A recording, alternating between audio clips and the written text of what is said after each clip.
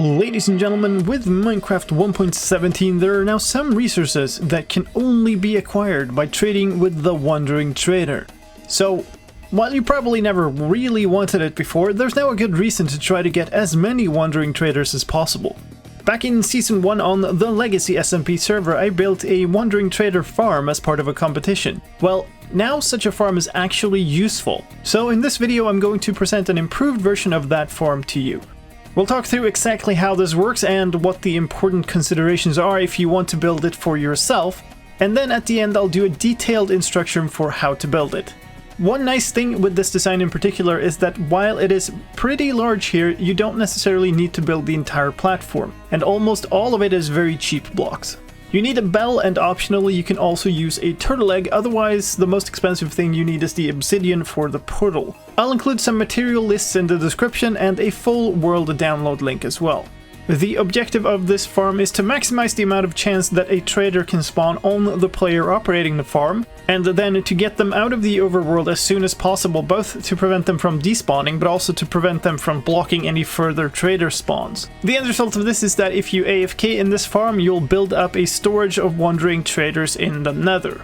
So, how does Wandering Trader spawning work? Well, there's a lot of delay and randomness involved that you can't really control. The spawner will pick a random player on the server, try to find a bell around that player up to 48 blocks away, and then try to spawn around that bell if it finds it, or around the player otherwise, up to 48 blocks away again.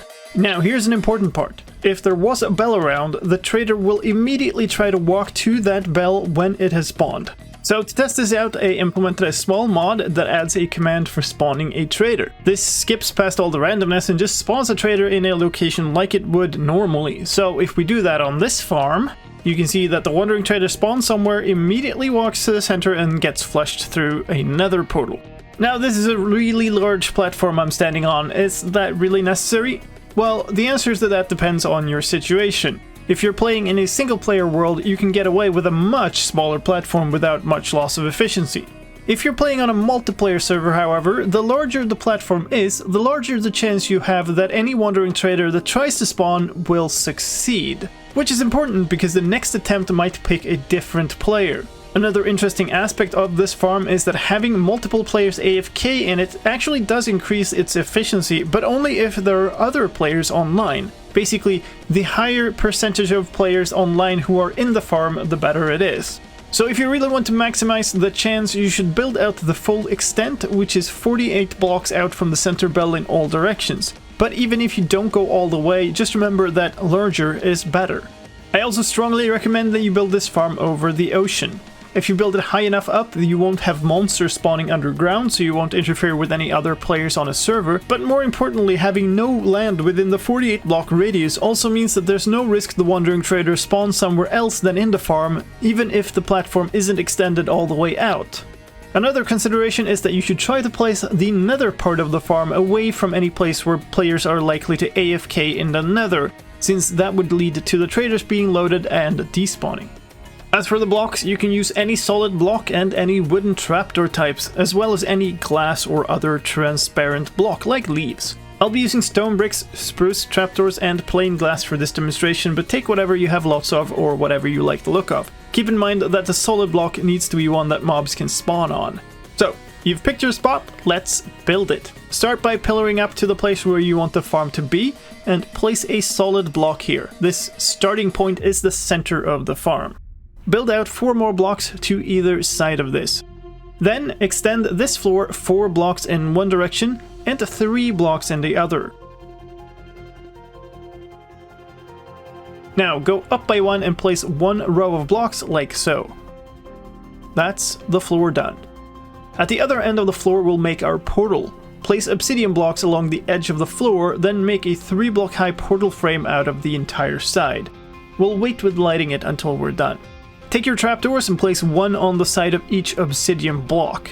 Now put a temporary block on the edge of one of the trapdoors and a glass block on the side of that block.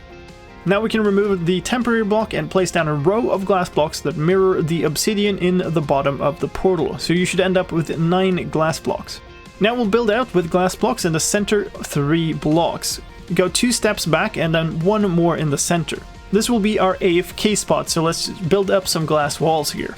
Now take your trapdoors again and line the side of the glass blocks so the trapdoors meet up.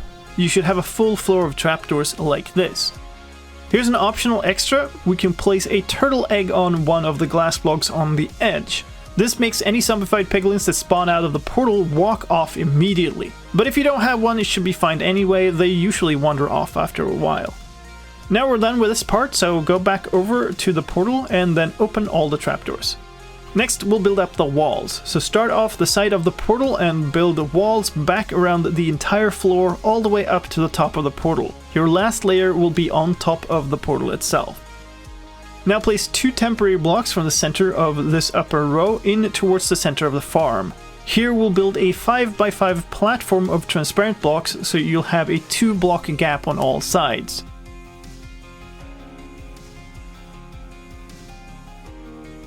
Place the bell in the center of the platform. Take your trapdoors again and place 1 on each block on the side of this platform. Then place 1 on the opposite solid block on the walls. And then open all the trapdoors.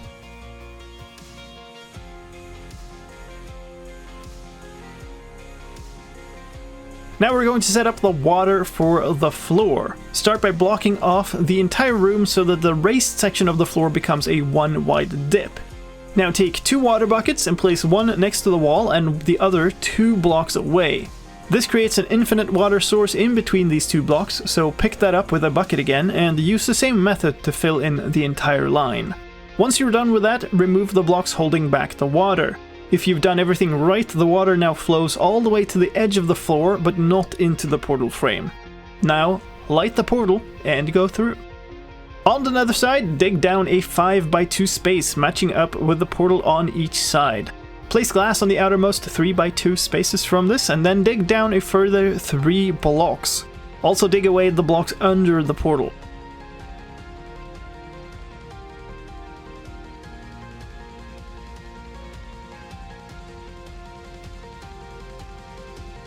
You should now have a 3 tall, 2 wide and 5 long space that extends under the portal.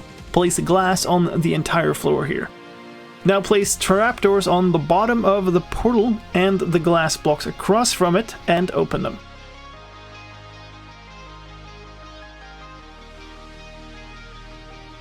Finally, build up the walls and cover over with a roof on the height of the top of the portal. Then go back through to the overworld. And now we're done with the mechanism of the farm. It's time to build out the platform. Like I said before, the size of this platform is up to you. The larger it is, the better it'll work, especially on multiplayer servers. One important thing here is that you light it all up. If zombies spawn here, it could break the farm by causing the wandering trader to panic. You could do this with an optimal pattern of torches if you want. I prefer just placing torches in a grid of 5 blocks, since it's easy to build and verify. If you want to build the full platform, you're going to build 48 blocks from the center. The walls you start from are already 5 blocks, so that's 43 more blocks in all directions. In total, that's just over 9,000 blocks, or a bit over 142 stacks, or just over 5 shulkers full. You could also save on material costs by building the platform out of top slabs.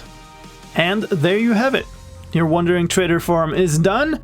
Now, keep in mind that Wandering Trader spawning is still very slow. Expect being AFK in the farm overnight to give you at most 4 or 5 traders if you're really lucky. Good luck and enjoy your small Dripleaves. And that's it, my name is slicedlime. Thank you so much for watching. If you enjoyed it, please leave a like, and why don't you also check out Legacy SMP, where this farm was invented. There will be a link to that right here in the outro.